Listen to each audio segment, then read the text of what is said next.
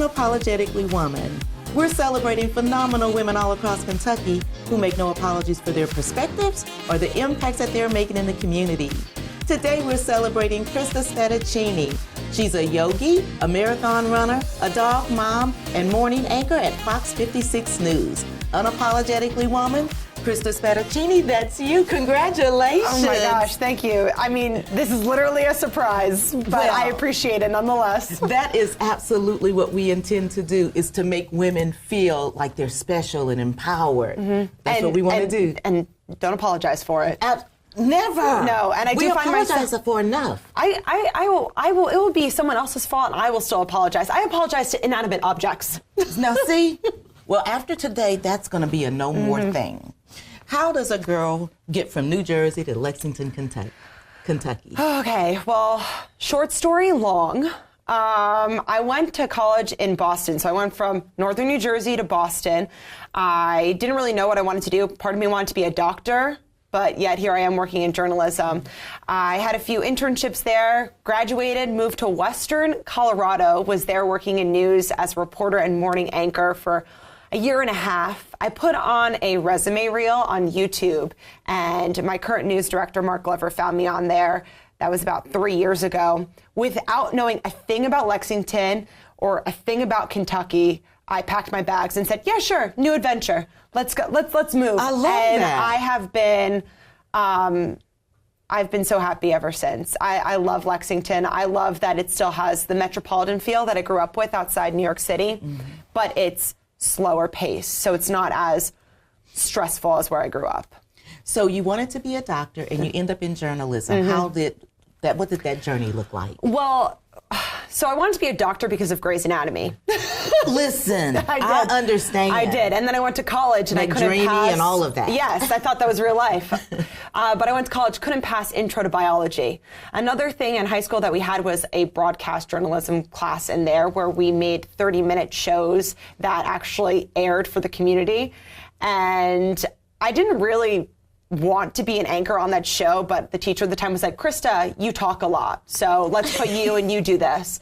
And I did it, and I fell in love with it. Didn't really think that broadcast journalism was an option for me when I went to school.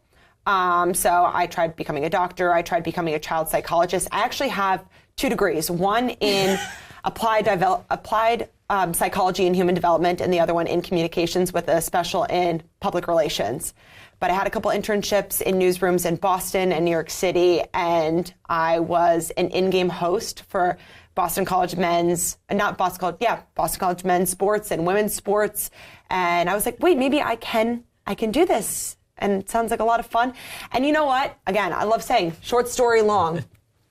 When I was in high school, I thought my purpose in life was to make people's lives a little bit brighter in some form, whether that is holding the door open for them, giving them a compliment. And I think through what I do as a journalist, because I really tell a lot of feature stories and highlight things in the community, I'm doing that in a sense. We wake up and we give the hard news and what's happening, but we also remind them that it's a new day and anything can happen, and there's all these great things happening in our community, and I love shining a light on that. You also have Remarkable Woman. Yes, that is a campaign. So our parent company, Nexstar, every single year, through all of its 200, I think, stations across the country, has this campaign where people in the community nominate women in their community that they consider to be remarkable. And here in Central Kentucky, we had about 70 applicants who, nominated people like yourself and other people in the community that they considered what they're doing to be spectacular and deserve to shine a light on that as well. And I read a lot of them, and I don't understand how those women and I are living the same 24 hours because all of them do such spectacular things. And we pick a handful of them and we essentially just spotlight the work that they're doing. And that's, again, another thing that I love doing. There's so much happening in the community, and there's people in it that are doing fantastic things and positive things that deserve to also have a light shined on them. And the winner of Remarkable Women gets a $1,000 donation to their charity of choice, and then gets flown out to Los Angeles to meet a bunch of other women from the community, from the country, rather. Oh, wow, that's fun. What does your mom think about what does you're my doing? mom? Is she thinking, oh my gosh, or does she have her fingers crossed every day? I think she is. A good thing about our morning show is we kind of don't take ourselves so seriously at times. And she sometimes, I think, is like, Krista, you are so funny. I can't believe you said something like that. The other day, we were talking about goats, and accidentally a goat went to the bathroom in her studio one time, and I compared it to Chick-fil-A ice, and my mom was like, oh my gosh, I cannot believe you just said that. But she giggled. Her and my dad too, they think they love to brag about it. I grew up in the tiniest town in northern New Jersey, Cresco, New Jersey. It was a mile by a mile. I graduated with 120 kids in my class. A lot of them stay in northern New Jersey, and they do, again, great things there, but I'm one of very few that actually left my town, and my parents love to brag about it. I think they're more impressed, and I think because... Do you think they're more impressed about you than you are about you? Yes, that's what I was trying to get at, yes. To me, it's just my job, and I enjoy doing it, but to them, they're like, you're on TV, and I'm like, do you want to come to the station? You can be on TV too if you want. Do you think, have you ever invited her to be on your show or any show at the news station? I get into work at 3:30 in the morning. She's not coming. She's not coming. She's not coming. Even though we end at 9 a.m., she was like, I'd rather just drink my coffee and watch you when she comes to visit. But even, I mean, they're still in northern New Jersey, and they watch almost every newscast every single day. See, and that is so much fun that they are able to witness you growing, because no matter, it doesn't matter that you're 26 years old, it doesn't matter how old you'll be, you're going to always be the baby girl. Oh, I mean, I don't know where I would be without the support of my parents. Even to today, I called my mom on Monday, and I talked to her for 2.5 hours about who knows what. I would just be like, yeah, now I'm cooking dinner, I'm microwaving some chicken, and I do love my relationship with her. What's something that you've never told her that you feel about her? Something I've never told her. The problem is I tell her every little thought that comes in my brain.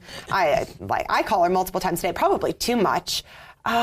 She's going to answer that phone every time you call, though.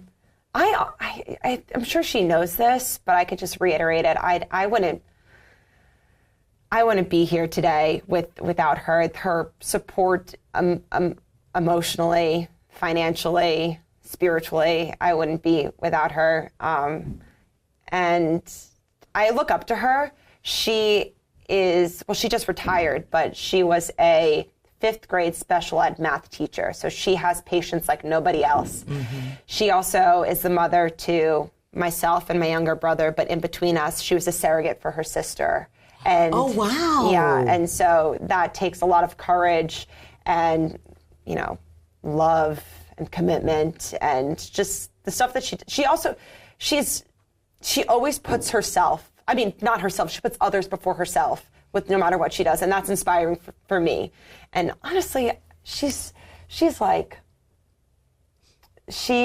so holy that I do feel like I'll never be able to live up to the commitment that she puts into other people. I inspire to be as forgiving and as giving as her, but I do fear that I will never be.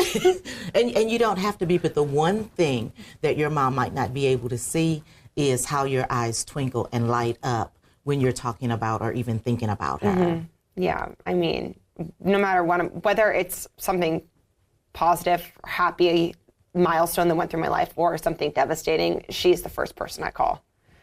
I could stub my toe and I'll call her immediately. Call her. And she's the first person I think of. I don't know where I don't know what I'd be without her. And that's what it should be. That's what it should be like. So tell me, you're a dog mom. I am. She just turned 4. She is a German Shepherd Husky. Her name is Nova. She is crazy. They say that your dog's kind of like you. So she's wild. But she's so friendly. And I adopted her from the Colorado Animal Shelter when I lived in Western Colorado. I adopted her and I was like, oh my God, she's going to be a mountain dog. We're going to go on hikes all the time. Because in Colorado, I mean, you're surrounded by mountains constantly. In reality, what happened? I moved to Lexington, Kentucky. And they're obviously, I mean, we could go somewhere to the mountains, but we just kind of walk her around the parks here in Lexington. And just play in the parks. Mm-hmm. I do take her on runs.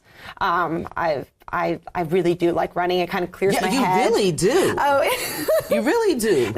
I feel like a wire is not connected in my brain for the fact that I enjoy running long distances and put myself through several half marathons and the New York City Marathon one time.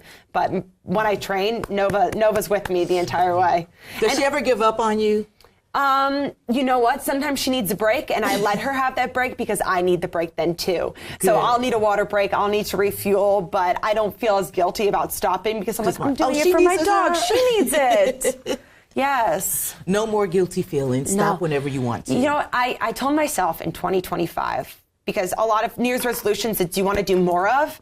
Well, part of me is I want to give up shame, embarrassment, and guilt and fear and replace it with being confident, proud, brave, and bold. So I'm working on doing that little by little. That's incredible. Mm-hmm. I'm going to be cheering for you the entire way. Mm-hmm. Because you know what? Life's too short to just and I'm a big overthinker, and life is too short to overthink so many things. Whether, when apologize or thinking like, you too, have a great day, to, the waitress, or when they're saying have a good meal and you're like, yeah, you too. Like life's too short to mull over stuff like that. Uh-huh. So I'm trying to let that go. Let it go. Yes. Just let it go. Mm-hmm. But before we let you go, I want you to give advice to young girls and young women that are looking at you and thinking, I'd like to do that someday. Oh, you can. You can. Don't give up. You're going to get a lot of no's. But all you need is that one yes. And if you believe you can do it, you can. Do not give up. And eat the cookie. Honestly, eat the cookie. You can have the apple, but eat the cookie too. Thank you so much. Oh, thank you. Congratulations. No, thank you. You guys continue to watch as we celebrate other phenomenal women in Kentucky who are doing amazing things on Unapologetically Woman. I'll see you soon.